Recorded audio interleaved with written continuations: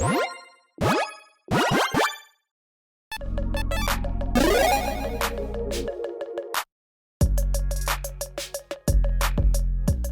everyone, Mitch coming in for the Commander Score Studio. Welcome to the show. So, I'm eating my words a little bit on the last episode. I mean, not really, but kind of. This is one of the weirdest things I've seen in Magic since I've started the channel, and completely unexpected. Let's jump into it.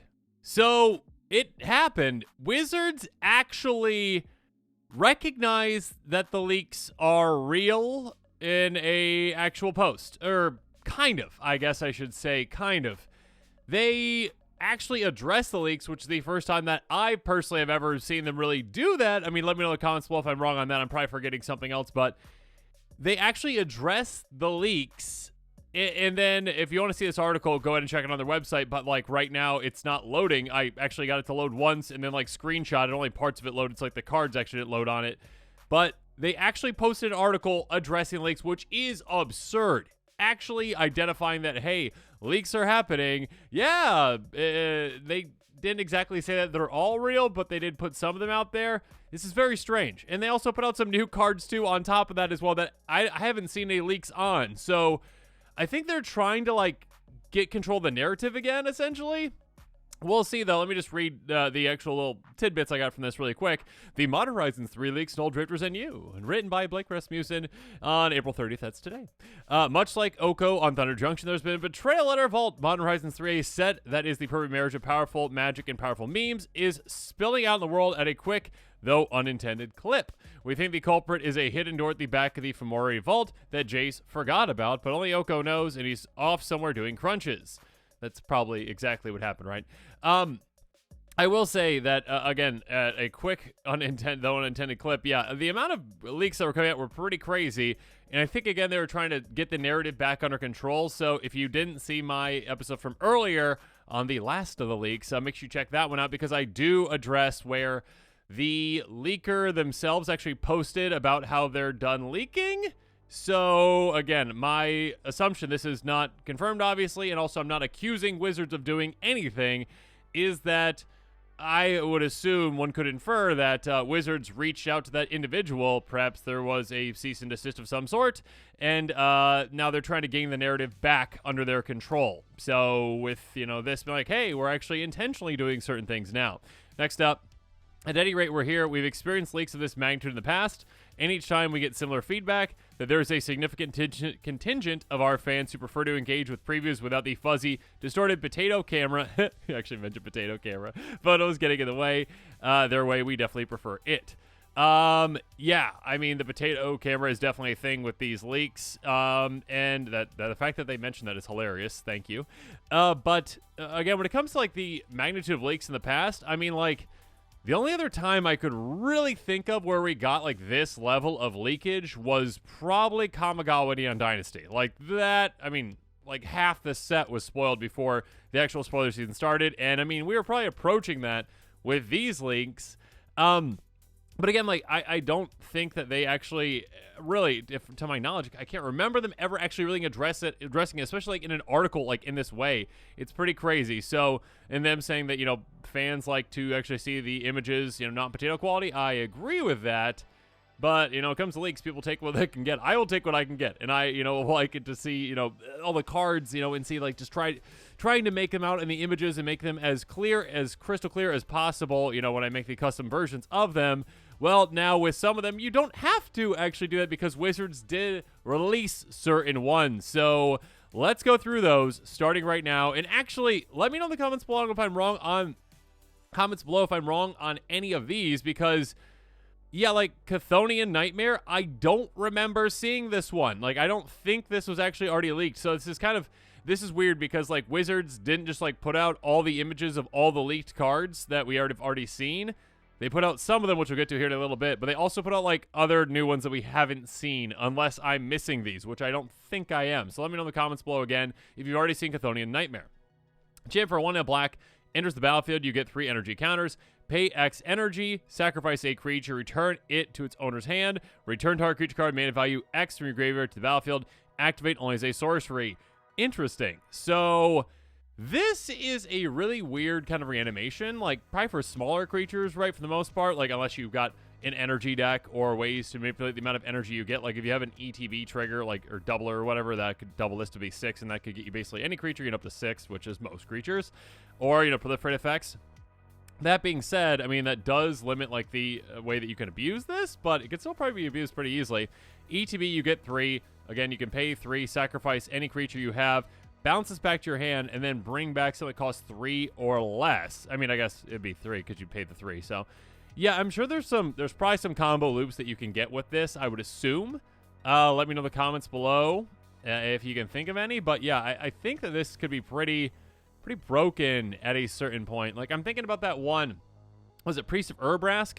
Which ETBs makes you 3 mana, essentially. 3 black mana. So I think something like that could probably be easily used and abused with this. We shall see, though. Again, like, this is one that gets bounced back to your hands. You can keep doing it again and again and again. You can only do this at sorcery speeds, keep that in mind.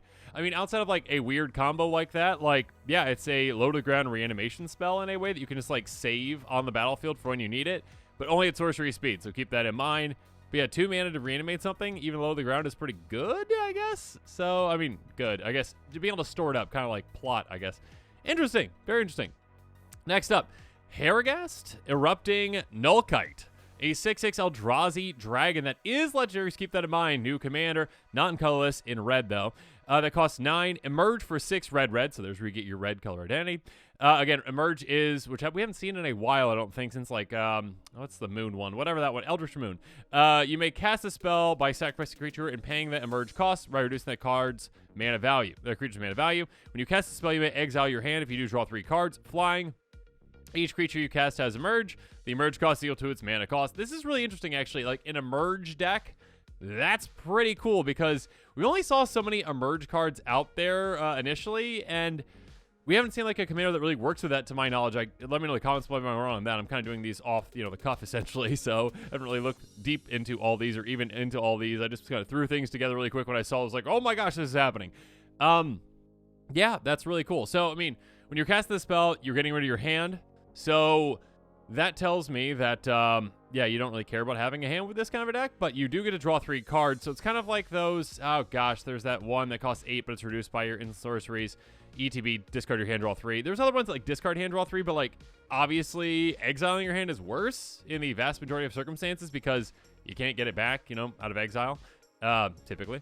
That being said, yeah, a 6/6 for definitely less than 9. Like, you could get this up pretty quickly, actually, because you can sacrifice a creature. Again, there's certain creatures that, maybe they have affinity or whatnot. You've got ways to get them out quicker than their mana cost is, so you can actually reduce that cost quite a bit.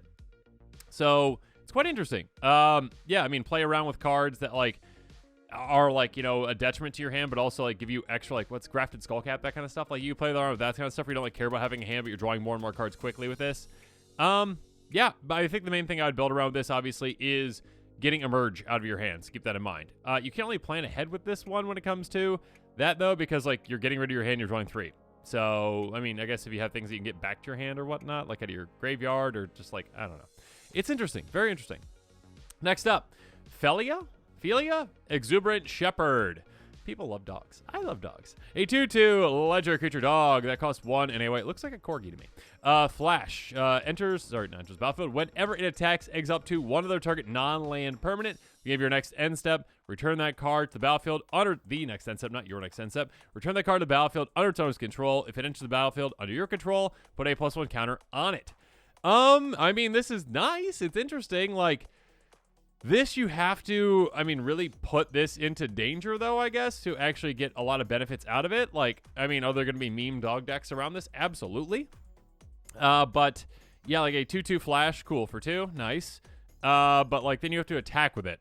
Unless you can convince the opponent not to block it, or if you got a way to get it through, you're going to have to put a lot of ways to get through. If you're building around the 99 of this one, you have to get a lot of ways to get this through because, yeah, you're just swinging, and it's going to be like a 2/2 swinging into an army, probably.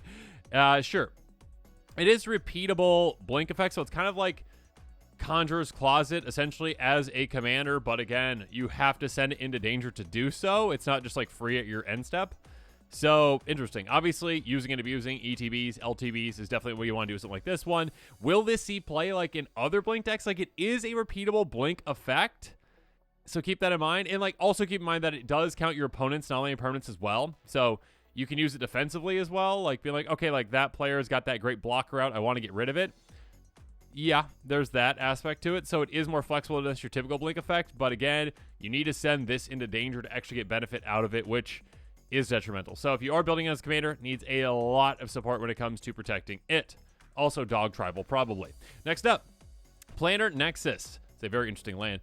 It's every non-basic land type.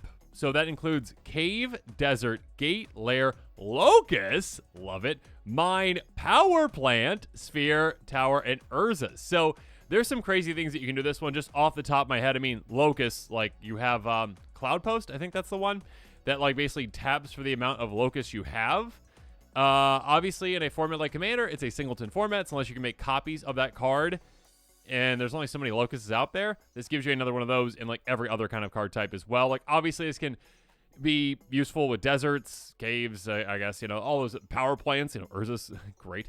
But yes, this can tap for a colorless, and it can also filter mana too. So like, is this for every deck? Absolutely not. Is it even for decks that, I mean, there's only so many decks out there like, I want an inefficient filterer.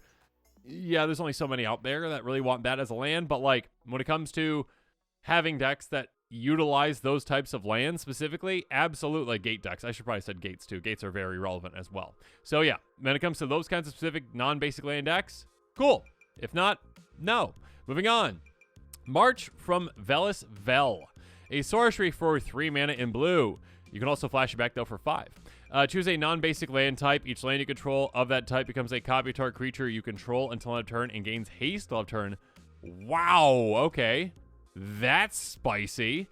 All right, so, yeah, I mean, again, if you have, like, gate tribal, if you have, I mean, mostly gates, really, like, I mean, caves, locusts, those kind of stuff, like, if you have those, and you have a deck built around that, this could be a bomb in those kinds of decks. This could be a game-ending card, and again, you can flash back to it a second time. It's only a creature you control, so you turn those lands into a creature you control until end of turn. It gets haste, though. So, yeah, I mean, that could be pretty game-ending if you're like, okay, cool, I've got a Blightsteel Colossus. Again, my examples like always like Blightsteel Colossus, but that's just like a game-ending card. Like, even if you just have, like, say, like, a 7/7 in play, you're like, okay, cool, I make all these lands into 7/7s and swing with them. It's going to be pretty out of nowhere, pretty unexpected. You can also flash it back to it on a separate turn. But, yeah, it's a spicy card, that's for sure. Is it for every deck out there? Absolutely not. But, again, if you have, like, non-basic land synergy, like, again, like gates, then definitely consider this. Next up. Siege Gang Lieutenant. Interesting. A 2/2 goblin for 4 mana in red has Lieutenant. That makes sense. It has Lieutenant. Beginning of combat on your turn, if you control your commander, create 2 1/1 red goblin creature tokens. Those tokens gain haste till end of turn. Pay 2, sacrifice a goblin, 1 damage to any target. So, I mean, obviously, Siege Gang Commander is the initial card that this was based off of. Interesting. Again, with that Lieutenant, it's kind of like a bigger, oh gosh, what's that one that makes, it's like a 2/1 with haste, and it makes, as Lieutenant, it makes 1/1 Thopters. Whatever that one is. It's also kind of like that. So yeah, goblins are going to love this. It's not that low to the ground, but like 4 isn't too bad, even for a goblin deck. But yeah, I mean, make a ton of goblins over time. Krenko would love that, absolutely. Being able to sacrifice goblins to deal damage, that's nice. It's not all that efficient. You know, 2 mana for 1 damage, that's not all that great, but, like, it's still not that bad. Also, Aristocrat style decks can consider this as well. Like, hey, make a bunch of tokens throughout the game and also have a sacrifice outlet, even though it's not free, not that efficient, like, still that works. Yeah, that's really cool. I mean, this is a very good card that I think token strategies will like. Goblin Tribal, like an Aristocrats, there's a lot of different kinds of decks that can utilize something like this. Very cool. I like the callback. Very sweet. Next up, Spawn Gang Commander. So again, yet another callback. Gross. So we had Siege Gang Commander. Now Spawn Gang Commander. A 2/2 Eldrazi Goblin, because that's a thing, for 5 mana in red. Devoid, because that's relevant. Rarely. Whenever you cast a spell, create 3/0 1 colorless Eldrazi spawn creature tokens with sacrifice creature. Add colorless. Pay 1 a colorless, sacrifice an Eldrazi. 2 damage to any target. So notably, this is probably very intentional because there's definitely some infinite shenanigans that you could do. If not, it is a cast trigger. Whenever you cast this spell, not on ETB. So when it comes to using and abusing this one, it's nowhere near as easy to use and abuse because, again, you have to cast it. It's not just like, oh, I blink it, I get more mana. Because yeah, you could like what Emil the Blessed or whatever that one is. You could definitely go infinite with this quite easily with like or Eldrazi Displacer. Is that the one? Where you're just like, yeah, you could just loop this. But yeah, very cool. Again, I like the callback. Definitely could see play. I mean, like this could just see play right alongside of if you have Siege Gang Commander in your deck and it's not a Goblin Tribal deck, you probably could utilize this one as well. It's probably even better than that one actually. I mean, it's better, but it's worse. I mean, I'd rather have the Eldrazi spawn probably than I would the Goblins because you can sacrifice them for mana. You can do it as a ritual effect. Typically, they have less power, and the sacrifice is a different cost, obviously. It's interesting. It's interesting for sure. Moving on. Ugin's Labyrinth, a land imprint. Enters the battlefield, may exile a colorless card with mana value 7 or greater from your hand. Tap for colorless. If a card is exiled with it, add 2 colors instead. Gross. Okay. Tap, return the exile card to its owner's hand. Okay.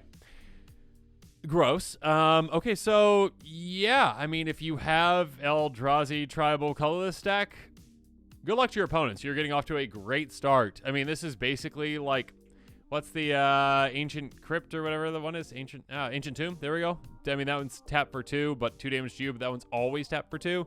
This one is dependent, of course, on what is in your hand. Like, if you play this turn 1 and you don't have a mana value 7 in your hand, then too bad. You're not, getting up really quickly. That being said, if you do, yeah, you're just like ramping way ahead of your opponents right away. Yeah, I mean, there's no down. It doesn't come into play tapped or for any reason. There's no like it needs this to not come into play tapped. So there's no downside to it. Just like colorless deck, it's just all upside if you have things that are 7 or greater. And also, you can get that card back. Now, obviously, you might not want to. Later on in the game, you probably do. Like, if you have enough mana, like if you have like 12 mana late in the game. And you're like, okay, like my card that I exile with this costs 10. Cool, let's just bounce that back to my hand, then play with my other lands. Yeah, it's really interesting. It's a very interesting, spicy card. Like, I'm sure this has like ramifications other from its like modern, I would probably guess. But yeah, that's really spicy. I can definitely see a lot of players again being excited about this. Again, Eldrazi Tribal, giant colorless decks. Definitely can consider something like this. And again, it doesn't take up a spot in the deck. It is a land. So like in those kinds of decks that are just utilizing a bunch of utility lands, this is just like chuck it in there. I mean, chuck it in there for probably $30 or so. It's a mythic. It's going to be expensive. Next up, Urza's Cave. Land, Urza's Cave. That's interesting because yeah, Urza's is a land type and so is Cave. So it's like Urza's Cave. Urza's Cave. Tap for a colorless, pay 3, tap, sacrifice neutral life for a land card, put on the battlefield, tap, then shuffle. Okay. Again, like I didn't get a chance to like really like read through all these. Yeah. Hey, do you have a Gaia's Cradle? Cool. Good for you. Well done. Yeah, do you want to get that out? Cool. Use this. Yep. I mean, if I guess cave synergies too, sure, those things are out there. But mostly this is like, do you have a specific land you really want to go get? Like Urborg, like whatever the one is that works well with Urborg and get you all the Cabal coffers. All those kind of like, like you have, or combo lands too, like the Merit Lage land, something depths, whatever that one is. Anyways, they're not coming to me right now. My brain's just shot right now, apparently, with all these cards. Yeah, this is really good. I don't know what to say about that. Like, it's not ramp, right? Because it's not getting you, it's just getting you one more land. The land does come play tap too. But it could technically be ramp if, again, you're getting a land that does tap for 2. Or you can just utilize this, like, go get a command tower to, like, perfectly fix instead of just tapping for a colorless. Very interesting. Very interesting indeed. Obviously, landfall decks could consider this one as well. Why am I forgetting what the Merit Lage land is called? Goodness gracious, Thespian Stage and something depths? No. What is it? Let me know in the comments how wrong I am on all this. Next up. White of the Reliquary, a 2/2 zombie knight with vigilance for Golgari colors. White of the Reliquary gets ++1 for each creature card in your graveyard. Tap, sacrifice the creatures which alive for a land card upon the battlefield. Tap, then shuffle. Okay. Gross. I mean, this is definitely reminiscent of what is the other knight? Goodness gracious, whatever the other knight is that can do some combo things. This, I'm sure, can do some combo things too. I mean, this can be quite big. Again, each creature card in your graveyard gets +2/+2. This is also reminiscent of what White of Precinct 6, essentially, which I used to play with in a standard deck a long time ago. Love that deck. Mill, who knew? It's terrible, at least at the time when I was building it in standard. But yes, this seems like it could be pretty grody. I mean, this would take a couple of cards to actually combo with, but on the fly right here, let's come up with one. We've got, Retreat to Coral Helm, and also, let's say, Zendikar's Royal. So you tap, sacrifice a creature, you go search your library for a land. Again, any land, not just basic, any land, get it into play. Retreat to Coral Helm will trigger, allows you to untap this, and then Zendikar's Royal triggers as well, making a 2/2 elemental. You can tap and sacrifice again to get all the lands out of your library. There you go. There's your combo right there off the top of my head. Obviously, it requires a couple of different colors, but there you go. If you're in Sultai, congratulations. Other than that, though, just having a 2/2 that can get pretty large throughout the game for each creature in your graveyard. Again, if you've got like a self-mill deck or a reanimation strategy or whatever, essentially, that has to do with your graveyard, that can be massive, or powered matters type strategy. Again, the later the game goes, the 2/2 that gets bigger and bigger and bigger, that's vigilant. But also, an aristocrat style strategy, being able to sacrifice creatures to ramp and also just get those like key lands. This is pretty powerful. Pretty powerful. A lot packed into this 2-mana package. Next up, Winter Moon. Gross, Wizards. They're like, okay, what do we need more of? Check the salt score. Yes. Winter Orb. Okay, Winter Moon. Okay, this is not Winter Orb. It's still gross. Artifact for 2. Players can untap more than one non-basic land during tap steps. I mean, I'm actually fine with this, probably, because here's the thing. I'm a budget player, and I play a bunch of basics. And you should be playing more basics, too. Play more basics. They're good for you, okay? It's like eating your vegetables. Very good for you. Yeah, stop taking out all your basics out of all your decks. That being said, I mean, will I be playing this in any of my decks? No. It's a stacks card. It just is a stacks card. It's a less applicable stacks card than, again, Winter Orb, which hits every land, but this is still a stacks card. Will it see play in stacks decks? Probably. Will it affect high-level decks because they use probably more non-basics? Probably. But again, you should be playing more basics anyways. Am I going to see this at the table? I highly doubt it. Now that I've said that, though, someone is going to play it against me and be like, okay, my one land doesn't untap. My other ones do, so I'm fine. That's okay. Anyways, moving on. Okay, so I'm done with this episode's a bit weird, okay? I put the initial new spoilers, which I don't believe, and I'm calling those spoilers because they're not leaks because Wizards put them out there. So those are spoilers that I don't believe have been leaked yet. But now I'm doing spoilers that already have been leaked. So again, let me know if any of those previous ones Wizards has actually, or you've actually seen before as leaks. These now are going to be ones that, again, for whatever reason, Wizards only released some of the images of the leaked cards, and not all of them. So it's again, they're talking about the leaks. They're saying like, these leaks happened. You don't want to look at potato quality images. Here you go. I'm not complaining, but I'm just saying it's kind of weird where they're like, here's some new spoilers, and then also images from the leaks, but it's nowhere near all the leaks. And like some of these images come from, or some of these new cards, some of these spoil images are also from, cards that were also in the same picture. It's weird. Okay, Flare Denial. Instant for 1 blue. You may sacrifice a non-token blue creature, plays man cost, counter target spell. You haven't seen my episode on this one and all these other ones. I'm not going to go into too much detail for these, but there is a cycle around these cards. Final Act, it's basically Farewell, but in black. And actually, it's kind of funny. The name that I put in there for it was Goodbye.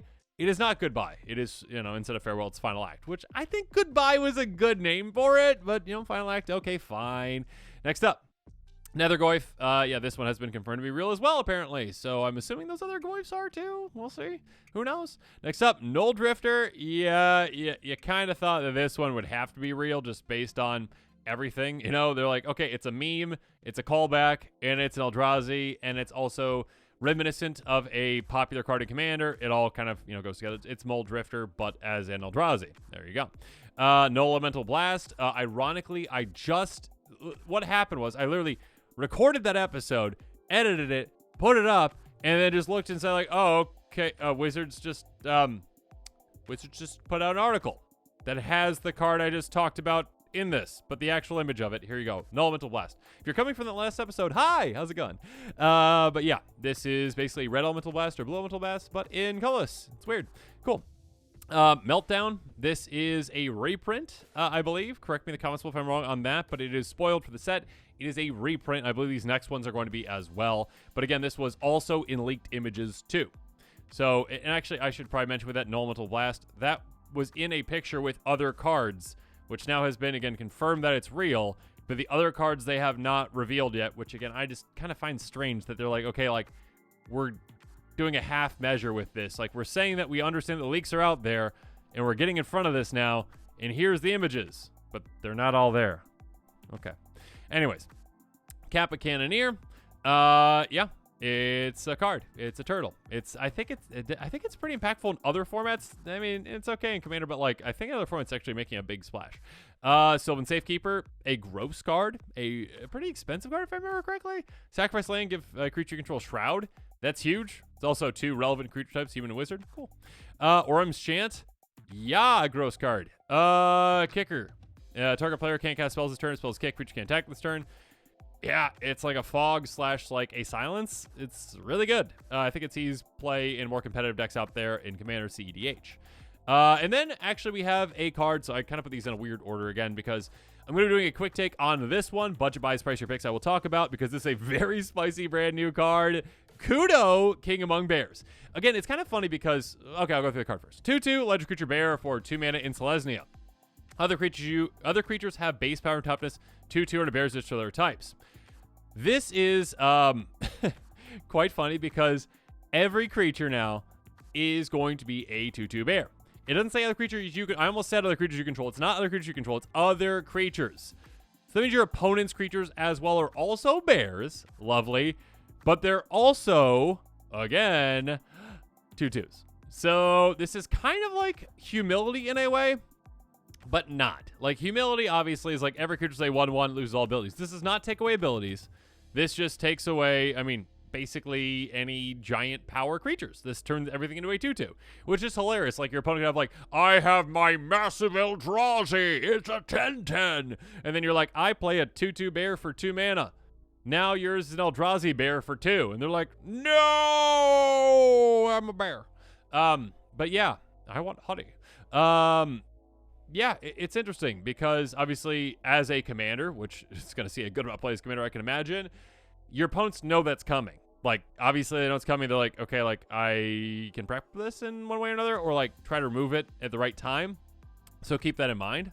But yeah, being able to just take down your opponent's giant creatures while also potentially making yours more powerful, it's a really interesting card. Like that one Archon, it kind of does the same thing as that, where like that one turns everything into 3/3s. This one turns everything into 2/2s. That's quite spicy. Keep in mind, this does not impact like counters on creatures, like +1 counters, like additional like pump effects or whatnot. But you can play with those and make your army even stronger. So keep that in mind. It's very spicy. Obviously, there's some bear tribal things you can do this one too. And I cut myself off earlier because I was gonna mention this, and I forgot. Okay, here we go. We're back. This is interesting because, like, the very first bear commander out there, I think, was Goreclaw, and don't say Morophon, okay? I understand that changelings are every creature type, including bears. The first bear commander, I think, was actually legendary bear, I think was Goreclaw, but it had nothing to do with bears. Like, it wasn't like bear tribe, it wasn't like anything to do with bears. It had nothing to do with 2/2s, which are also what bears are called in Commander, like, in Commander, in Magic. A 2/2 is a bear, because of way back when there's bears, they're 2/2s. But yes, now we have a 2/2 bear that makes everything into 2/2 bears, which is hilarious and meme-worthy. So now let's talk about cards that work well with this one. The budget buys, the pricier picks. All the cards that work well with this one will be listed in the card list link in the description below. And unlike on previous episodes where I'm like, hey, it's a leak, just, take that with a grain of salt. Don't buy these cards unless your playgroup's okay with you playing with a, proxy version of it in case it's not real. I don't have to say that right now because, hey, it's not a leak. It's a spoiler. This is real. Wizards actually put out a spoiler super early because they're responding to leaks, but they didn't put out all the spoiled images. I'm confused. Anyways, with that said, let's jump into it. So now let's talk about the budget buys, again, cards that are within my budget and might be within yours. Underneath $1. Yeah, if you have bear tribal things, utilize that. Ayula, Queen Among Bears, a 2/2 bear for 2. Another bear in his battlefield under control. Choose 1. Put 2 counters on target bear. Target bear control fights target creature you don't control. Yeah, this is very, very good, this kind of commander, because, again, all creatures are going to be bears, including yours, of course. So every single time any of your creatures on the battlefield, no matter what they are bears, and you get all those benefits. You get to say, oh, okay, cool, I'll get 2 counters on a bear, which means it's going to be bigger than all your opponent's creatures, most likely, because, again, every creature's a 2/2, so are yours, but now yours are basically 4/4s if you put those counters on them. You can also have your bears fight creatures you don't control. You can very easily take out a lot of your opponent's creatures. This is crazy, crazy good in combination with this brand new commander. because, yeah, you're just like, okay, your opponent's creatures are 2/2s, mine are bigger, I'll take yours out. Moving on, Castle Ardenvale doesn't really take up a spot in your deck at all. It's a land. Enters battlefield tapped unless you control planes, so cool. Can untap a lot of the time. Tap for colors. Play basics, everyone. Pay 4 to, as I say, a non-basic. Pay 4 and tap, create a 1/1 white human creature token. Again, normally that would still be not too bad. I mean, it's like 5 mana in total to do that because it's like 4 plus tapping the land itself. But now, instead of making a 1/1, you're making a 2/2. And again, you can have all these other synergies as well, so it's quite nice. Secure the Wastes. This gets twice as good, essentially, with this card. Instant for X and a white. Create X 1/1 white warrior creature tokens. Again, now they are warrior bears, or bear warriors, or whatnot. But yes, being able to say, instead of making 1/1s, you make 2/2s, you're making them twice as powerful again, out of nowhere, right before your turn. It's fantastic. Or mutation. Sorry, target enchantment, create X 1/1 green sapling creature tokens or X enchantment's mana value. Even a removal spell like this one can be incredible with this deck. Again, 2 mana, destroy something, let's say it costs 4. Cool, you would have gotten 4 sapling. That's still really good for just 2 mana.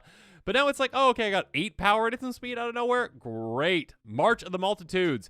Keep in mind, again, this is not humility. This commander takes nothing away from abilities. So, this kind of a card is amazing in it, even more so amazing.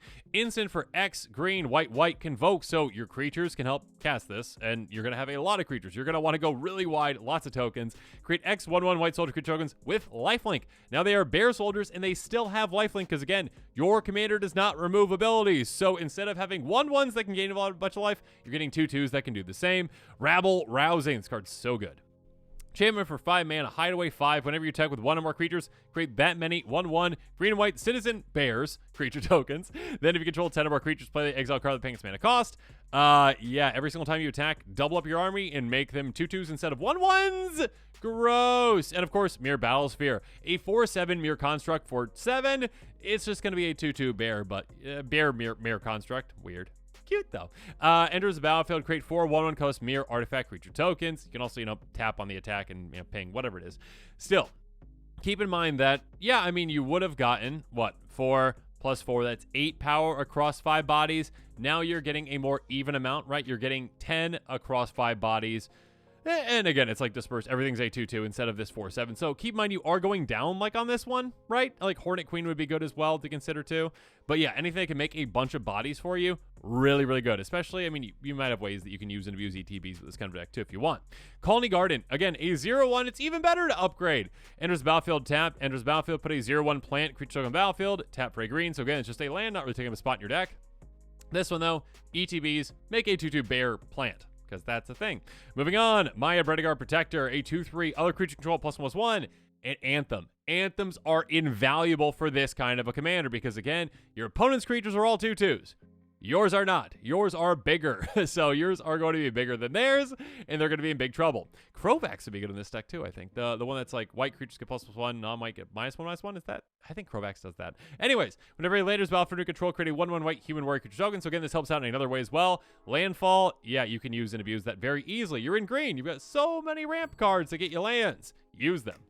And also Evolving Wilds, this kind of things too. But yes. Now, instead of just being a 1/1, you get a 2/2, which is basically a 3/3. So, yeah, you get a land to play, you get a 3/3. Lovely. And also, again, yeah, just an Anthem for all your creatures is huge. Speaking of which, Intangible Virtue. Creature tokens you control get +1 and a Vigilance. The way I would build this, most likely, would just be go really, really wide with a bunch of creature tokens, because you can make a bunch of 1/1s into 2/2s, and they're all bears and also bear trouble things too. But yeah, having Vigilance is huge. Swing out and keep them back. And again, your opponents are going to have a hard time blocking because their creatures are going to be inherently tiny, and yours are not. Dictative Heliod, a very good one as well. Flash, creatures can go up +2/+2. So again, you can just like swing at your opponents with your 2/2s, and they're like, I'll block with this 2/2, I'll block with that 2/2, and you flash this in, you're like, all right, all your creatures are gone. Mine survive. Lovely. Double up your army's power. Collect a blessing, even more so. What's scarier than a 2/2 bear? A 5/5 bear. Enchantment for 6 mana. Creatures control +3/+3. That is a massive pump effect. Again, your creatures are 5/5s. Your opponent's creatures are 2/2s. If they seriously want to like take out one of your creatures in combat, unless they have any other modifications, let's assume they don't, they have to like triple block one of your creatures to do so. So yeah, this card can make a massive impact with this commander. Next up, do you want to get crazy? Yeah, maybe. Coat of Arms. Okay. Artifact for 5. Each creature gets +1/+1 for each other creature on the battlefield that shares at least one creature type with it. Okay, for example, if 2 Goblin Warriors and a Goblin Shaman on the battlefield, each creature gets +2/+2. Cool. All right, so you, oh my goodness, will explode the game if you play this card.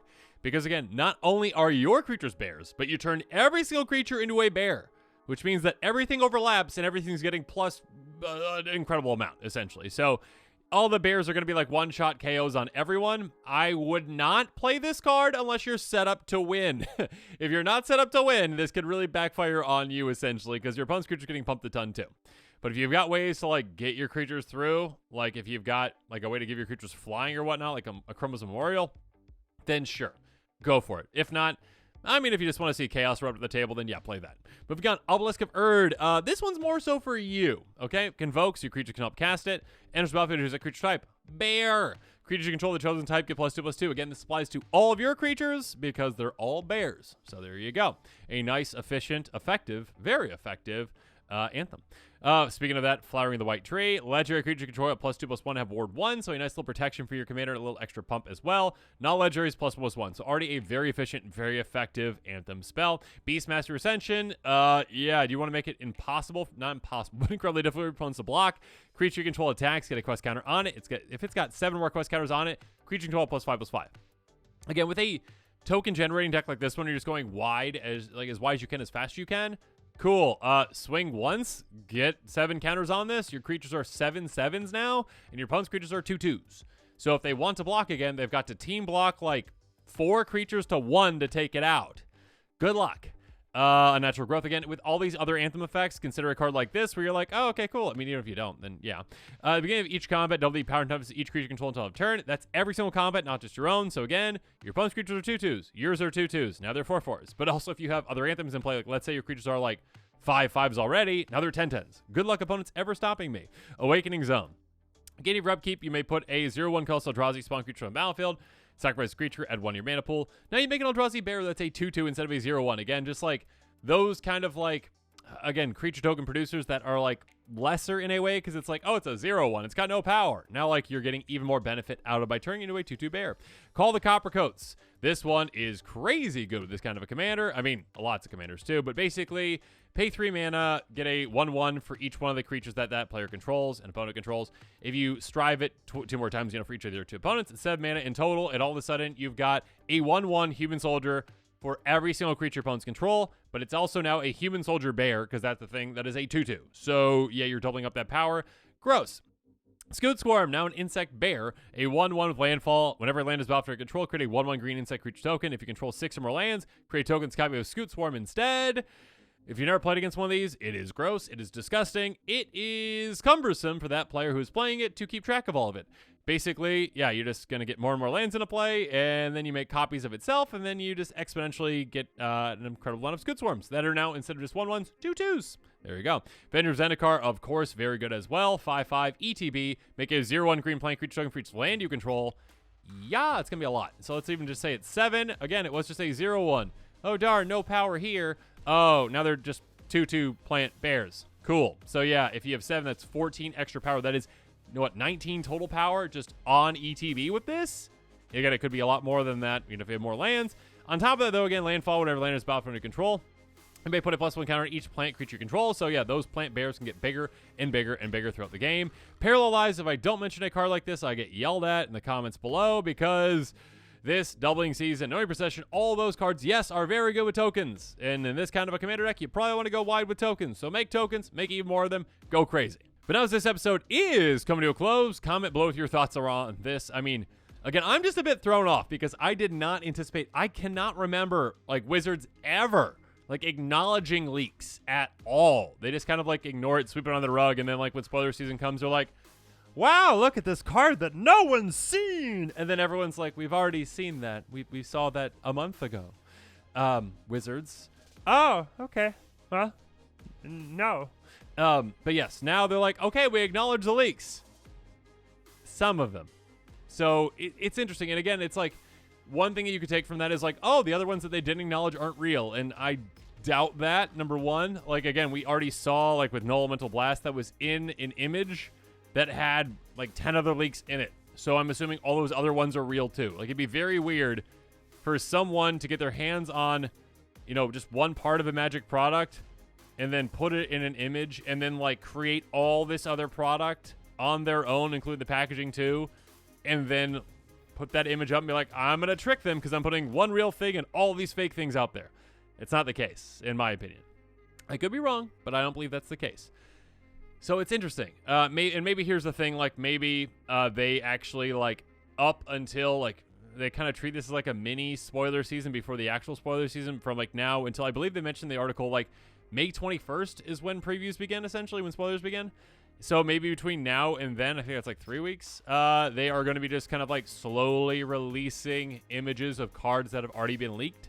So that's my guess. I'd love to hear from you, though, in the console. What is your guess? Also, if you are interested, again, in Kudo Kingdom Unbears, make sure you check out that card list link in the description below. If you're interested in any of those cards, make sure you pick up some of those sooner rather than later because, well, sometimes when a new exciting commander like this one is spoiled, and I think everything is a bear is probably going to be very, very popular for a deck, Kudo. So, yeah, consider picking up some of those cards. And, of course, as always, stay tuned to the channel for more exciting, quick take spoilers, leaks, everything. And, as always, thanks again, and have a good one. This show and episodes like this one are possible thanks to viewers like you. If you're looking for an easy way to help support this show, make sure that you like, share, and subscribe. Also, hit that bell notification icon so you don't miss any new episodes. You can also go check out our playmats and other merchandise at thecommandersquarters.com. We also have a ton of brand new t-shirt designs in stock, so make sure you check out those as well. Another easy way to support this show is with our TCG Player affiliate links. So whether you're buying a deck or individual cards, you can use this general link right here or one in the description. And the final way that you can support this show is by supporting us directly by becoming a patron. There are many benefits to being a patron, and I truly couldn't do this without all of their support.